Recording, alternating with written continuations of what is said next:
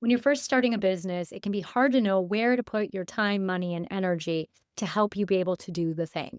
There are a lot of mistakes I made 5 years ago when I was first starting my online business, and I want to share them with you today. So, in this video, I'm going to share 7 ways that I wasted time, money, and energy on things that I just didn't need starting out, and tell you the things that if I were to start today, what I would absolutely do, especially with the current environment of the digital space. So, number one, I wasted an enormous amount of time completing the program I was going to sell before I had people to sell it to. It's so backwards. It was what I was told to do in a program I was in that was very expensive. We'll get to that in a moment. But it didn't make any sense because I hadn't really connected with my audience. I just saw what I thought people needed and created it. It's totally backwards. And I'll tell you what I would do instead in the next section of this video. Secondly, I wasted an enormous amount of time, money, and energy on asynchronous courses or even high ticket offers where there wasn't any one on one support. It's an enormous time suck, and you don't always know if what you're being told will fit for you. Number three, I invested in Kajabi right away. Oh my gosh. I had big dreams and I knew I was going somewhere, and I underestimated just how long it was going to take to build up an audience and get interest and build relationships with people to turn them into people I could help, like students who would buy from me. I had no idea how long it would take. So now I've had these platforms for 5 years that I've been paying for and haven't always had people in programs. But once you build it, you don't want to cancel and then have to rebuild it. Kajabi is like $1,400 a year. I have no idea what I was thinking. I was doing what I was told, and we'll get to that in a moment as one of the problems. Next, I wasted enormous amounts of time going after freebie and trying to get all the information and piece it together. It just doesn't work because it's so much information coming from people with different lenses. And when you're going into something you don't know what you're doing, it's important to find someone who knows what they're talking about, someone who has experience, someone you can trust that they're not just giving you like fluff to be able to learn what you need to learn to grow your business to and in this case to work with your ADHD. Next, this is gonna this is embarrassing to admit. There is a publication called Brains, and they were looking for writers who wanted to post articles and get exposure to their entire audience, but they charged you $60 a month. Why I thought that was a good idea, I have no idea, but you should not have to pay to write for a publication. There are much better ways to get your work out there, so definitely no to that. Next, ring light and video camera. Now, back when I started 5 years ago, Zoom wasn't that great at getting video. And so I got a video camera, which is great. I've used it for other things now, whatever. It's been nice. And I got like this big fancy ring light, which is completely unnecessary. There's ways to do your lighting in less expensive ways. And there's no way I should have dropped that money on that. Next, and probably last for this section, I spent money on back at the time, Facebook ads, now Meta ads, before I even knew that I had an offer that would convert. Thousands of dollars I've wasted before I knew I had an offer that would convert. So before you start dumping money into Facebook ads, and by the way, make sure you work with someone who knows what they're doing. The first person I worked with did not do a good job of that. I have since worked with some people who are complete experts, and it's awesome once you know what to do. But before you have an offer that people actually have paid money for and that you're able to convert in whatever funnel that you have going, don't spend money on Facebook ads. It's a waste of money. First, you've got to get the conversions going another way, and then you can maximize and scale using Facebook ads. All right, so those are just some of the things I did. And to be fair to my slightly younger self and to your slightly younger self, even if it's a day ago, we did what we did because that's what people said to do. We didn't know what we were doing, so we sought external advice. And you're going to hear me talk about what I would do differently. But we were like, oh my gosh, what do I do? What do I do? What do I do? And to some degree, we do need some external guidance about what's going on, what are trends, what's working, what's not working. for sure. It's just that we need people who are actively doing the thing now, not selling us on what worked when they set up their program 2 years prior. And so it's important that we're engaging with people who are on top of the changes and actually know what they're talking about. So this brings me to what I would do instead if I was starting a business right now. Number one, I would spend an enormous amount of time reflecting, writing, sitting in silence.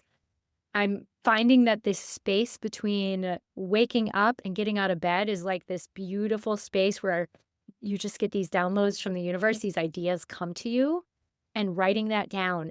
I would spend like a couple, 2, 3 months at least just reflecting and seeing what comes up, getting clear on your vision, what kind of work you want to be doing, what people you want to serve, what problems you see that they have that you can solve, getting to know their language, the problems, how they talk about them, so that you can build connection. And along the way, while you're sitting in the silence, while you're taking in the information, while you're jotting down what's coming to you, you can start to connect with people. Now, how would I connect with people? All right, listen.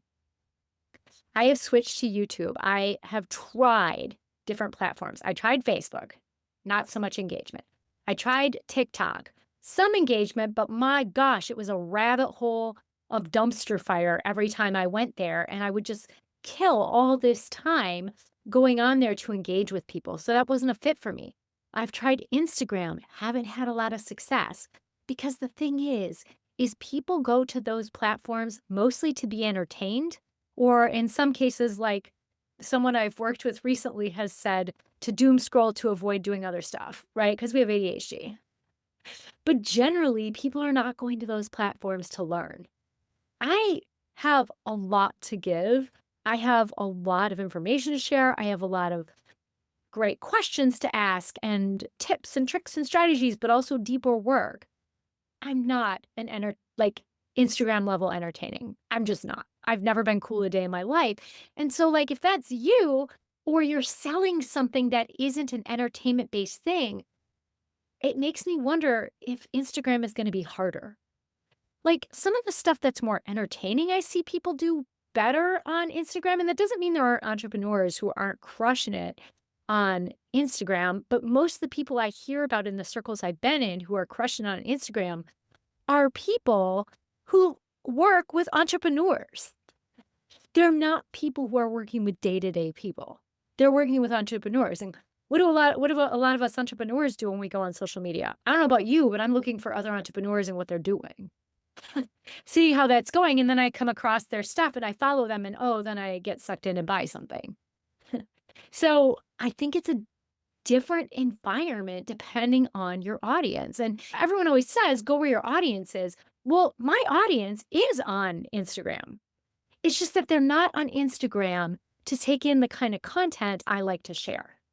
They're on Instagram to be entertained, to numb out, doom scroll, whatever you want to call it.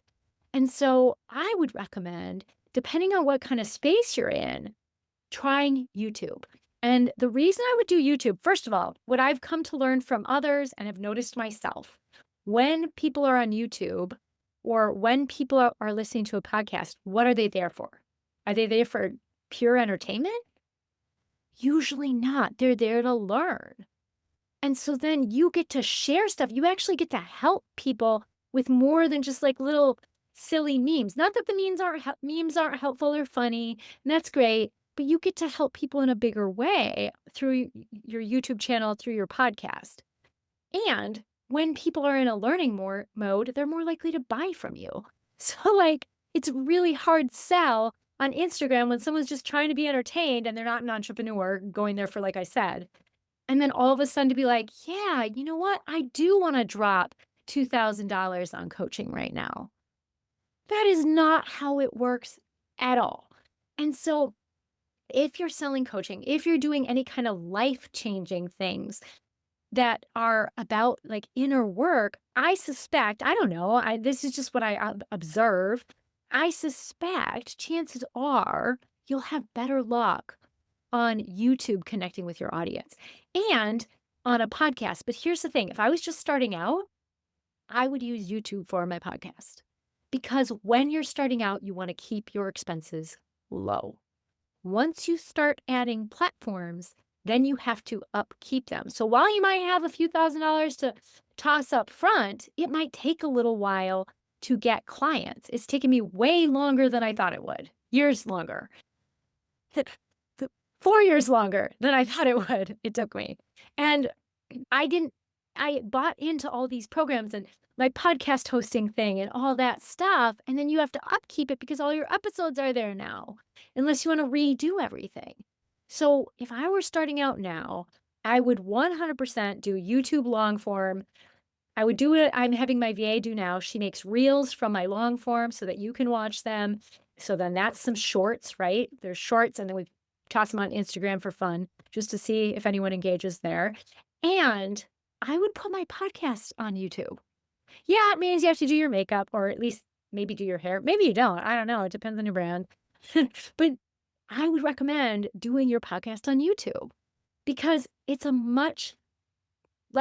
free way to get your podcast going. You can always add a podcast hosting platform later. I use Podbean and I've really enjoyed that. It does a nice job of posting to YouTube for me. But again, there's an expense. It's several $100s a year. And if you're just getting started, keeping expenses low is essential. Unless you're super wealthy and you just got tens of thousands of dollars to spend, then that's a different conversation. So I would do YouTube long form, make reels from that to do as shorts, and you could also post on Instagram for signs of life, and then also do your podcast on YouTube. Also, I would pick one social media platform. I said Instagram because I know my audience is there, to then share the backup content from YouTube. And then I also will share a couple other posts just for like signs of life to connect with people who are already following me. You never know who might come through that way, but I don't spend a lot of time and energy on that. There are people who sell solely on Instagram and they do a great job. But again, the ones I've seen do really, really well, and I was just in a group with hundreds of entrepreneurs, and the ones who were doing really, really well on Instagram or platforms like that were selling things that you would be open to buying when you're being entertained. Versus like, hi, I'm here to help you with your mental health. Most people, when they're looking at Instagram, are like, yeah, I could drop 2K for that. So it's important that you consider what platform you'll use and be intentional about how you're posting. But I would consider YouTube as your primary and then the others as a backup. That's what I'm saying as of January 30th, 2025. Who knows, this could change. I would definitely have a Zoom account so that you can do things like host webinars or challenges or whatever it is you choose to do. I would invest in some kind of email application. So I use ConvertKit, now called Kit. I like it. It works well for me. I tried to do these all-in-one platforms, but what I noticed with the all-in-one platforms like Kajabi and some of the other ones, they do everything, but nothing super well. And so the integrations are easy, but like then you don't have, it's not as robust. So I like using ConvertKit. Then I use Zapier for that to communicate with my website. But I wouldn't even prioritize a website right off the bat. All you really need is a way for people to know what you're offering, which you could do on YouTube or Instagram, whatever you choose, or whatever other platform you choose, your podcast, and then a way to buy from you. So you don't need to have all this stuff. You could have a website that's not that big of a deal to start out. You could start out with like Weebly or GoDaddy for sure. You might eventually decide to upgrade. I personally like WordPress, and then I use Elementor because it makes editing super easy for someone who doesn't know HTML. So at any rate, I would keep whatever like website stuff you have minimal, because gone are the days when people go online and just are like, oh, look at this website, I'm going to buy from her. That doesn't happen. People come to us through funnels. So I would find someone who knows a lot about funnels, how you are able to offer different tiers of things, a freebie, a micro offer, a lower tier offer, a mid tier offer, your core offer. And then if you want to do a high ticket, you always can do that. But having those early things are really important because you want people to get to know you and what it's like to work with you. Because a lot of people aren't going to invest. Who's going to pay you thousands of dollars when they barely know you? YouTube channel helps, podcast helps, but so do some of these low tier offers, not some of them, all of them, these low tier offers, because people get to see what it's like to work with you, what you have to offer. I also want to say, though, you have to be careful with freebies because sometimes you end up only with freebie seekers. So people are like, oh, yeah, I have a couple good freebies. I have one good freebie, and that generates a lot of people for my list. Although I don't know how many of those people have actually ever become buyers. So I'm getting much more excited lately about micro offers where, like, I'm doing my 28-day nervous system challenge every month. That's only $19.97. If you're one of the first 25 to enter, you can get a coupon code for 50% off. So it's $9.97. So it's an opportunity to do some work with me. And number one, I actually get to help people solve a problem. But then number two, people get to know you when you do that. So then they're like, oh, that's what it's like to work with you. And then if they didn't like it, then they don't sign up for your program, which is good for you because you don't want people to sign up for your program that don't like working with you. And if they do like working for you, then they're a step closer to being like, you know what? Okay, yeah, I could see this working for us. And that's what you want. You want to attract people who you can actually help, who are ready, willing, and able to invest the time, energy, and money to do the work. Okay. Also, Canva. I would definitely invest in Canva. I think the free version does a lot. I like Canva Pro because I've got all kinds of things going on there at this point. But you could just do the free version of Canva for a while when you're first getting started. You don't need all the bells and whistles right away. So that's a nice option. I think I said Zoom already. That's something you definitely want to invest in. Okay. So those are the bare bones of things I would do. Social media account of your choosing where you think your audience is most likely to be, recognizing like what kind of content they might be willing to consume on that platform. A YouTube channel where you could do both long form, you could do shorts, and you could do your podcast, having some kind of email application. Personally, I like ConvertKit, now Kit. Some people like MailChimp or Constant Contact. There's all kinds of ones you can choose from. And you can Google and look for there's all these like comparisons about what each of them has. And so it's nice. The reason I like Kit is it's low cost when you first start. And then as your audience builds, you pay more. So it's nice because when you're first getting started, it doesn't cost you as much, but you get all the bells and whistles. So that's why I personally like that one. And then, like I said, Zoom, Canva. The one I didn't say yet is I would have access to Google Drive. Most everyone can get files on Google Drive, especially when you're first starting. If once you get to the place of you have people signing up for a program, then if you want to invest in a platform to offer said program, great. But before then, I wouldn't spend a crap ton of money on a platform that you don't even have people using yet. Because otherwise, you're just having to maintain it and keep it up and pay for it. And then a lot of times you end up redoing stuff as you get to know your audience better. And then you put in all that work and energy setting it up and it just changes. So that's a way I would also save time, money, and energy. But let's say you're starting to have people come into your world. I would find a super robust platform that works for what you do. I'm not a fan of the all-in-ones unless you really suck at tech.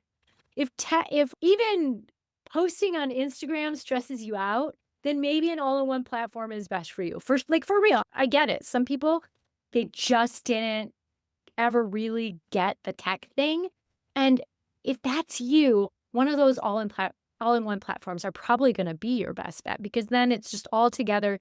You don't have to use Zapier to link everything together. It's less complex. Once you learn that platform, then you know how it works. There's lots of people who can teach you or who can set it up for you, and then it's done. Personally, I like to use I don't want to say the best of everything because I'm not using the best of everything, but I'm using really quality, robust platforms for each function that they have. And I like doing it that way because then they do better than these all in one platforms can in each of those individual areas. So I would invest in some kind of website platform. I use WordPress. I like it. I use it with Elementor, so the editing is easy. I think Elementor is like $116 a year or something like that. But when you are ready to have a website, then I would look at something like that. You could still use Weebly or GoDaddy or whatever other website hosting platform you have. I just find that WordPress fit my needs for the funnels I have and the different pages I have. It allows me to have websites for both businesses. So it was just a lot easier for me personally.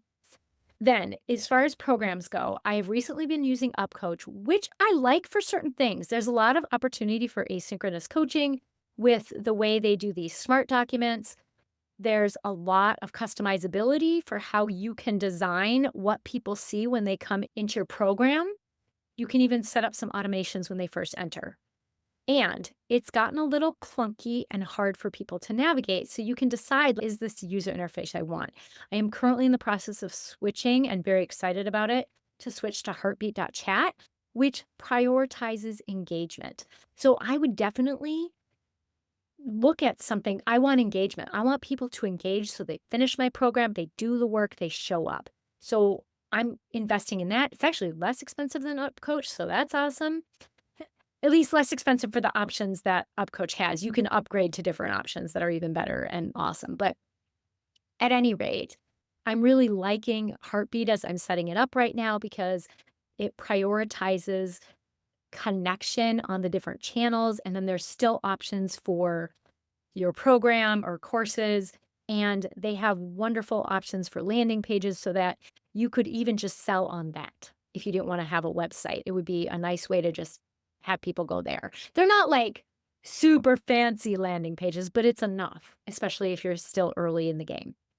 I would also recommend if you do have like a ConvertKit and other software, although I'm still learning if Heartbeat and ConvertKit can talk through Zapier. I need to figure that out.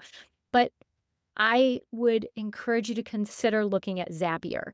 There is either a low cost or free option you can use. Zapier is a way for these different platforms to talk with each other. So it's just you create these zaps that help your WordPress talk to your Stripe account, which talks to your ConvertKit, and then it's just you can do all these different things with it. So if you do decide to not go with one like a all-in-one platform, Zapier can be a nice way to handle that. If you are doing a podcast, or even if you're going to do YouTube long form, I love Descript for video auditing. Some people call it Descript. I call it Descript. I have no idea which one's right. It's great for video editing. It's not super expensive. Mine is a little more expensive because I pay for a VA to do it. So we have 2 users on it. So I think it's like 500 and something a year. But before I had that, I think it was less than 200 a year. And it has amazing editing capability. You can also make reels from what you post there. So if you don't want to hire a VA right away, you could put your YouTube long form in there and ask for specific reels. You could set the time length, and you could use that for your YouTube shorts. So I would definitely, if you're going to have any kind of video that you're putting out there, personally, I like Descript. Unless you're only doing stories and reels on Instagram, then use CapCut. It's a much better option. Okay, so I think that's everything. I don't know if I said Stripe. From the beginning, I've had Stripe, and I highly recommend Stripe because most of these platforms interact with Stripe. Some interact with PayPal, but not all. And Heartbeat doesn't interact with PayPal. It only interacts with Stripe. So definitely in that first phase, Stripe is the thing I would recommend you get. All right. So you've heard the 7 time, energy, money dumps I did that I would not do again if I could do it over again. And then you've heard a bunch of things that I would start with if I didn't have a big budget and I was just getting started, as well as what I would do as things started growing. So I hope this helps as you're getting going so that maybe you don't repeat the same mistakes I did. Leave a comment, let me know what was useful for you, and I hope you watch the next video. Take care.